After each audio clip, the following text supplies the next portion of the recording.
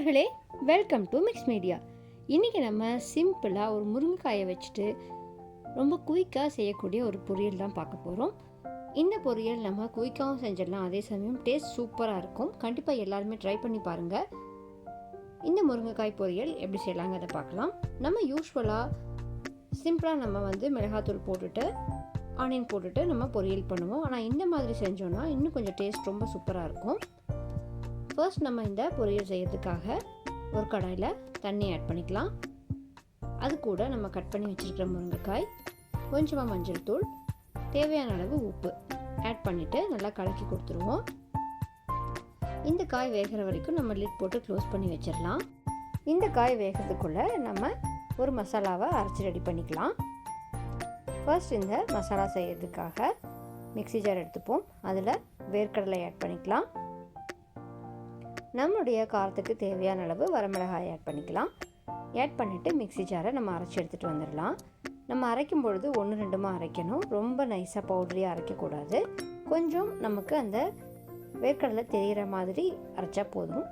இப்போது நமக்கு இந்த முருங்கைக்காய் எல்லாமே நல்லா வெந்து வந்துட்டுருக்கு. இன்னும் ஒரு 5 மினிட்ஸ் வெந்துச்சுன்னா கரெக்டாக இருக்கும். இப்போது நம்ம இன்னொரு கடாய் வச்சுக்கலாம். கடாயில் கொஞ்சமாக ஆயில் விட்டுக்கலாம். நம்ம இந்த பொரியலுக்கு தேங்காய் எண்ணெய் யூஸ் பண்ணி செஞ்சோன்னா நல்லாயிருக்கும். இப்போ நம்ம ஆயில் விட்டுட்டு ஆயில் ஹீட் ஆனதும் கடுகு போட்டு கடுகு பொரிய விட்டுடலாம். கடுகு பொரிஞ்சதும் வெங்காயம் போட்டுப்போம். வெங்காயம் அண்ட் கருவேப்பிலை போட்டுட்டு கொஞ்சமாக நம்ம வதக்கி கொடுத்துடலாம். இப்போது நம்மளுடைய முருங்கைக்காய் நல்லா பாயில் ஆகி ரெடி ஆகிடுச்சு. அந்த முருங்கைக்காயை நம்ம இந்த கடாய்க்கு ட்ரான்ஸ்ஃபர் பண்ணிடலாம். அடுத்ததாக நம்ம 1-2 அரைச்சி வச்சுருக்கிற இந்த வேர்க்கடலை பொடியை நம்ம இங்கே ஆட் பண்ண போகிறோம். ஆட் பண்ணிவிட்டு நல்லா மிக்ஸ் பண்ணி கொடுத்துடலாம். இந்த முருங்கைக்காய் பாயில் பண்ணும்பொழுது நமக்கு அந்த வாட்டர் பேலன்ஸ் இருக்கும்ல, அதையும் நம்ம இங்கே ஆட் பண்ணிவிட்டு நல்லா மிக்ஸ் பண்ணி கொடுத்துருவோம்.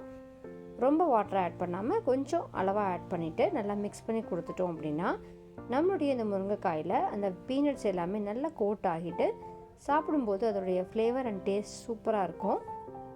நம்ம காரம் நம்ம வரமிளகாய் போட்டு அரைச்சிட்டதுனால நமக்கு நல்லாவே காரம் இறங்கிடும். ஒரு 5 மினிட்ஸ் நம்ம எல்லாத்தையுமே மிக்ஸ் பண்ணி கொடுத்துட்டு 2 மினிட்ஸ் சிம்மில் வச்சுட்டு நம்ம ஸ்டவ் ஆஃப் பண்ணிடலாம். இந்த பீனட்ஸில் இருக்கிற ஆயில் எல்லாமே நம்ம மிக்ஸ் பண்ணி கொடுக்க நல்லா ஸ்ப்ளிட் ஆகி வெளில வரும். அப்போ நமக்கு இன்னும் கொஞ்சம் கூட நல்லா டேஸ்ட்டாக இருக்கும். கண்டிப்பாக எல்லாருமே ட்ரை பண்ணி பாருங்கள். இதே மாதிரியான சிம்பிளான ரெசிபிஸ்க்காக நம்ம சேனலை சப்ஸ்கிரைப் பண்ணிவிட்டு காத்துருங்க.